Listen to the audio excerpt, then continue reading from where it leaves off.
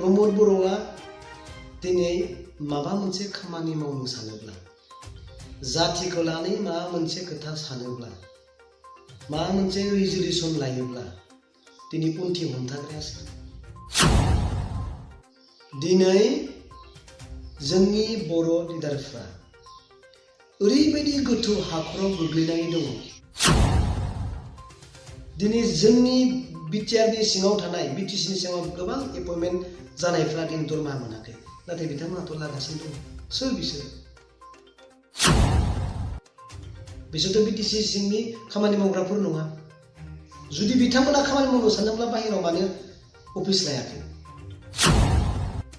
बुङोब्ला दुखु मोनगोन, रागा जोंगोन, गाज्रि कमेन्ट होगोन। जोंनि बिटिसि काउन्सिलनि सिङाव 19टा सार्कोल अफिसार दङ, 19टा सार्कोल अफिस दङ। बे सार्कोल अफिसाव सासेबो बर' अफिसार मानो गैया? सासेबोथ' बर' अफिसार गैया। मा सार्कोल अफिसार जानो हानाय बर' अफिसार जोंनियाव गैया नामा? पिडि प्रजेक्ट डाइरेक्टर, जायनि गेजेरजों दिनै डिस्ट्रिक्टआव सासेल' थायो, बे प्रजेक्ट डाइरेक्टरानो, पिडिआनो डेभेलपमेन्टनि खामानिखौ मावो, बिनि आखायावनो थायो। बेयावबो सासेबो बर' अफिसार गैया। दिनै आसामनि जायफ्रा आलासि फैबाय थायो बिटिसिआव, बिथांमोना जोंनि बर' रायजोखौ ओरैनो बाराव ओरैबायदि गोजोन होनो, कालारफुल खालामनो नागिरदों ससियेल मिडियानि गेजेरजों। नोंथांमोना सोंनायनि फिनखौ होनायनि आगोलावनो आङो मोननैसो खोथाखौ बुंनो नांगोन। आरो बे आंनि बुंनाय खोथायावनो नोंथांमोना मोजाङै जुदि साननानै नायोब्ला नोंथांमोननि सोंनायनि फिनखौ मोनहैगोन। दिनै नाय, मानगोनां प्रमद बर' बिथाङा दैदेननाय सरकारखौ असान्ति खालामग्रा हानजायासो, बा दिनै जेननानै थानाय अपोजिसन पार्टियाव थानाय बिपिएफ राजखान्थि हानजाखौबो असान्ति खालामग्रा हानजायासो।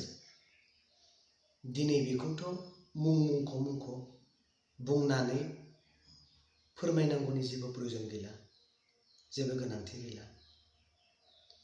प्रमद बर'आ दिनै माबा मोनसे खामानि मावनो सानोब्ला, जातिखौ लानानै माबा मोनसे खोथा सानोब्ला, माबा मोनसे रिजलिउसन लायोब्ला दिनै उनथिं हमथाग्रायासो। बबेनिफ्राय फैदों बिसोरो आरो बहानि सोर? बेखौथ' बयबो मिथिगौ। दिनै मानगोनां प्रमद बर' बिथांखौबो सान्थि सरकार सालायनो होआ, ओजों आरो जेननानै थानाय बिपिएफ राजखान्थि हानजाखौबो दिनै सान्थि थानो होआ। अब्ला नायदो, जोङो बिसोरजों बेबायदिनो असान्ति खालामजाबाय थानो, ना मोननैजों मोनसे जानानै जों आसामखौ मोनसे हिक्या होनो? मोननैजों मोनसे जानानै ना जों आसामखौ सोमावनो? एन्साराथ' मोनसेल', नोंसोरो खौसे जा। दिनै जोंनि बर' लिडारफ्रा ओरैबायदि गोथौ हाखराव गोग्लैनानै दङ। टप मस्ट लिडार इउपिपिएलआनो होन, टप मस्ट लिडार बिपिएफआनो होन, टप मस्ट लिडार बर' बिजेपिआनो होन, मोनसे गोथौ ट्रेपआव गोग्लैनानै दङ।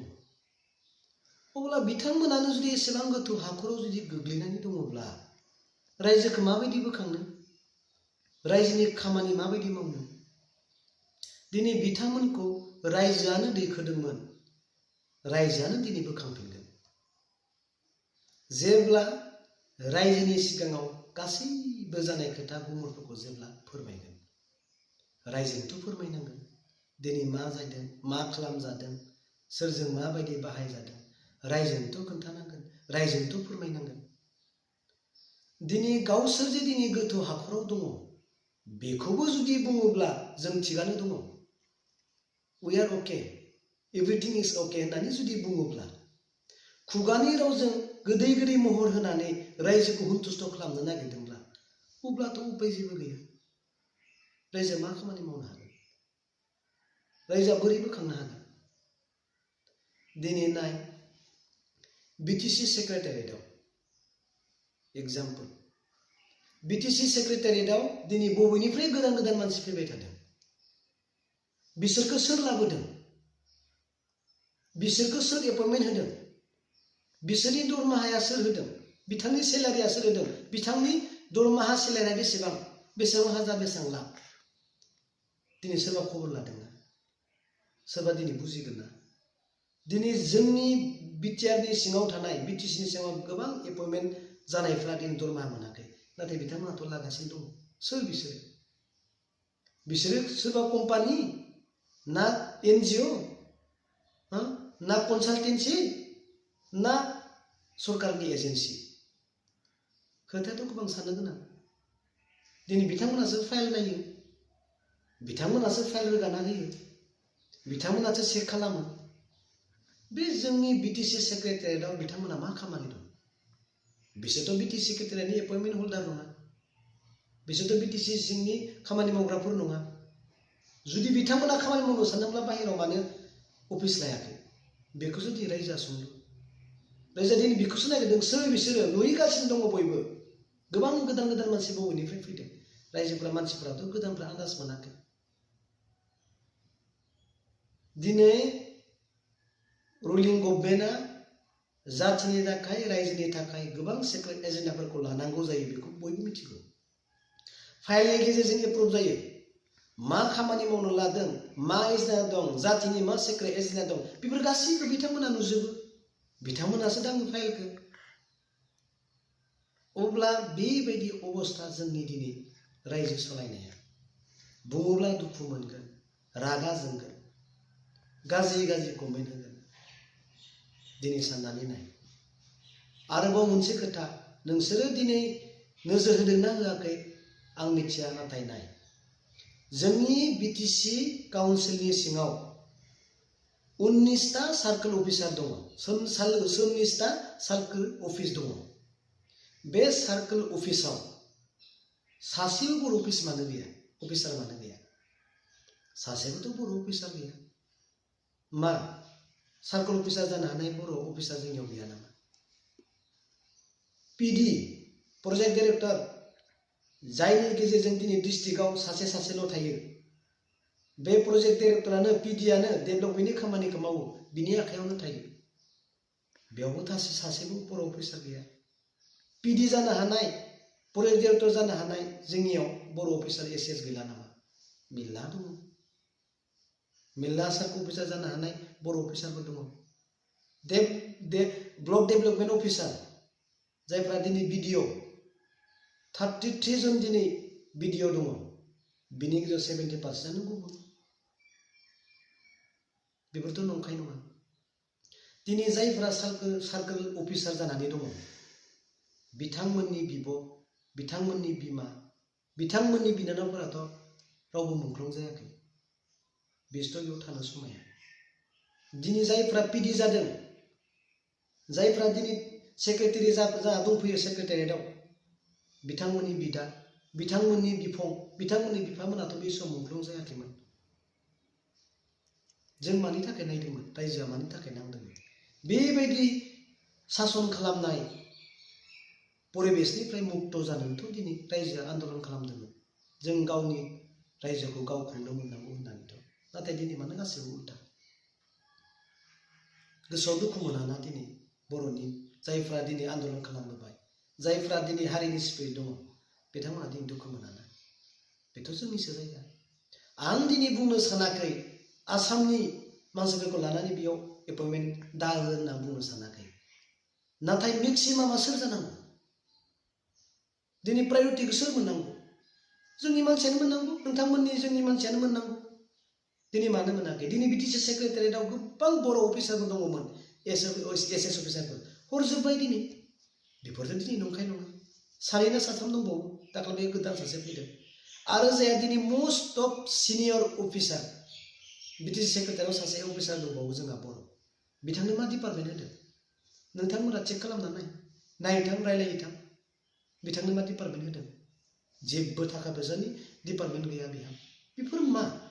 गुबुना दिनै लाख लाख कोटि कोटिनि मोनब्रै मोनबा 16टा 20टा दिनै माबा लाना दङ डिपार्टमेन्ट लाना दङ कोटिनि क्ररनि नाथाय बे जोंनि मानसिया मानो बिदि बन्सित खालामजादों सोर खालामदों सोर लिक खालामदों बेफोरखौ दुखु मोनाना गोसोआव दिनै जायफ्रा दिनै हारिमुनि सेन्टिमेन्ट दङ दुखु मोनगोन दिनै आसामनि जायफ्रा आलासि फैबाय थायो बिटिसिआव बिथांमोना जोंनि बर' रायजोखौ ओरैनो बाराव ओरैबायदि गोजोन होनो कालारफुल खालामनो नागिरदों ससियेल मिडियानि गेजेरजों नोंथांमोना नुगासिनो दं ओरैबायदि कालारफुल खालामनो नागिरदों नाथाय जातिनि थाखाय सिकिउरिटि जोंनो जेबो दोनाखै मानो सोर खालामदों बेखौ दिनै बेफोरनि थाखाय दिनै गभर्नमेन्टआबो बर' सार बिथाङाबोथ' दिनै अहान्ति जायो सोर खालामदों दिनै बेखौथ' बुंनांगौनि खोथा गैया जों दिनै बेसेबां अयनाय खालामजाबाय थागोन गावनि जायगायाव मा होनना बुंगोन दिनै इनकाउन्टार खालामजायोब्लाबो बर'आनो खालामजायो फरेस्ट डिपार्टमेन्टनि फायरिं खालामनायाबो बर' बिसानियावनो गुलिया नाङो बम टेस्टिं खालामनायाबो बर' न'खरावनो गोलैयो उचित खालामजानाय होखारजानायाबो दिनै बर'आल' होखारजायो मा जागोन बेफोरो सोरनि दैदेननायाव मा सानदों दिनै जोंनि बर' जाथिनि मानसिफोरखौ दिनै गुवाहाटीयाव जाथाय जाबाय साननायनि बाहेराव बेसेबां दुखुनांथावना बे गोजां बोथोराव बिनि गेजेरजों मा फोरमायनो नागिरदों गासैबो पलिटिसियानफ्रा दिनै मिथिगौ बिनि गेजेरजों दिनै जोंनि बिटिसिनि बा बिटिआरनि हाखौ मा खालामनो नागिरदों दिनै बयबो पलिटिसियानफ्रा मिथिगौ खुगाखौथ' दिनै बेखेवनो हायाखै बिपिएम लिडारफ्राबो मिथिगौ इउपिपिनि लिडारफ्राबो मिथिगौ बर' बिसिपिफ्राबो मिथिगौ दिनै बेनि गेजेरजों सोरखौ गुलि गावनो नागिरदों सोरखौ थांखिदों सोरखौ टारगेट खालामदों दिनै मा टारगेट खालामदों बिनि गेजेरजों बिटिआरआव थानाय गासैबो जनगोष्ठीफ्रा समान मोनथाय मोननांगौ हानि मोनथाय मोननांगौ नङाब्ला नै नोंसोरखौ बेयाव दोननाय जानाय नङा बेसो अधिकार बिदों हा नामजारि खालामजानो लुबैदों खोन्थाहैदों गुवाहाटीनि आलासिनो बिनि मानसिया हा नामजारि खालामना होआखै हानि मोनथाय होआखै फोरमायहैदों बिनि थाखायनो बिदि रिएक्सन जादों निश्चय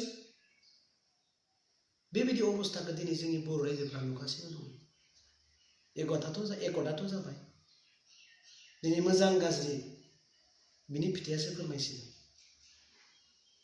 दिनै नोंथांमोना दै सोंदों एबसुनि खोथा फरायसा आफादनि खोथा रायजो राजानि अधर्ज जानो नाङा दुलाराय बर' फरायसा आफादाबो बिटिआर एकर्डखौ इमप्लिमेन्ट खालामनो थाखाय नाजागासिनो दङ बेखौबो नुदों बिथांमोनजों जेब्ला सावरायनाय जायो टेलिफन खालामो आंनावबो आरो आं बिसोरनियावबो आरो जेब्ला फैयो आंनियाव जोङो गोबां खोथाखौ रायलायनो गोनां जायो बिथांमोननि मोनसेल' कमेन्ट फैबाय थानाय समाव बिथांमोननि रिएक्सनाबो आलादा जागोन बिथांमोना बुंदों रायज्लायदों बिटिआर एकर्डनि गेजेरजों बर' रायजोआ मा सिकिउरिटि मोनमारगोन आरो मा जाहैमारगोन दिनै बिथांमोनाबो रायज्लायगासिनो दङ फैबाय थानाय समाव बिथांमोननि रिएक्सनाबो बेलेग धरननि जागोन बेखौ जों दिनै नेनानै दङ दिनै जोङो बिटिसि सेक्रेटारियेटआव गोदान मानसि फैबाय थानाय बिसोरनि सोमोन्दै रायज्लायनाय जादों बिथांमोना सोंदों सोर बिसोरो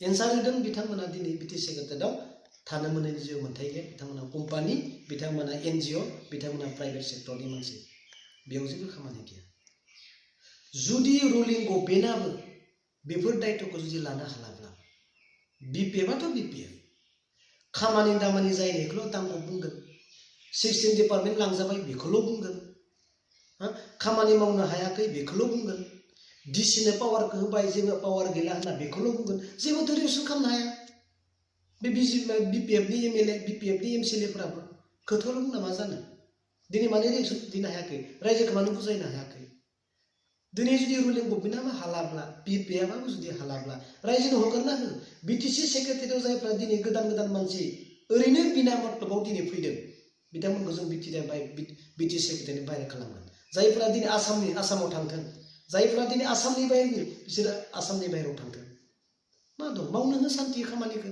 जाया गभर्नमेन्ट खालामदों बिसोरखौ सान्थि मावनो हो दिनै गोबां खोथा बुंनो गोसो जायो नंगौखौ बुंनांगोन नाथाय नङिखौ मानो बुंनो दिनै डिसिआ बिटिसिनि सिङाव फैबाय बेखौ माने एसेबां नंखायै मानो रायजोनो फोरमायनो जि डिसिआ बिटिसिनि सिङाव फैयाखै नों मा फोरमान होनो हागोन होनबा आं दिनै बुंगोन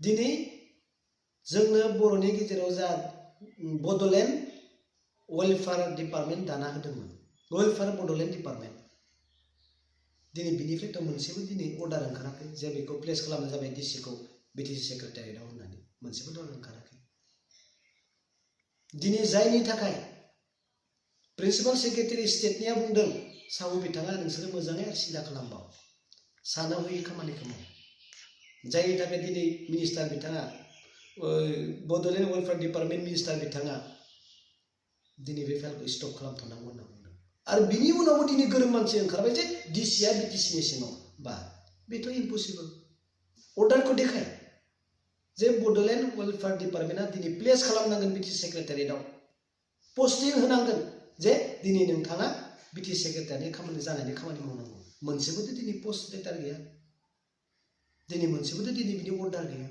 अब्ला खुगाजोंनो बोरै मानो रायजोखौ गोजोन होनो नागिरदों दिनै बिनिखायनो बुंदों सोरनिबा मिथिनाय आरो बुंनायाव नोंसोरो गावखौ मालाबा गोरों साननाङा बा आं गावखौ गोरों साननाङा आं दिनै गाव प्रेक्टिकेल मोननायखायसो दिनै नोंथांमोननि सिगाङाव बुंदों बिनिखायनो बुंदों नोंथांमोनाबो प्रेक्टिकेल जा आरो प्रेक्टिकेल जानानै गोरों जा बिनि उनावसो रायजोखौ एप्लाइ खालाम आं दिनै बुंदों दिनै आंनि बुंनायाव सोरनिबा गोसोआव दुखु होदोंबो जानो हागौ आंखौ गावनिनो सासे बर' फिसा जाना साननानै दा निमाहा खालाम सोरनिबा गोसोआव दुखु होदोंब्ला सोरखौबा रागा फोजोंदोंब्ला आरो आंनि बुंनायाव माबाफोर एक्सट्रिम जाबायब्ला नोंथांमोना आंखौ बर' फिसा होननानै गावनि फंबाय साननानै जों निमाहा खालामो फैबाय थानाय समाव जोङो जाथिनि खामानिखौ मावलांनांगोन पलिटिक्सआबो थालांगोन जाया सरकार खुंदों खुंबाय थानो हो सालायलांनो हो नाथाय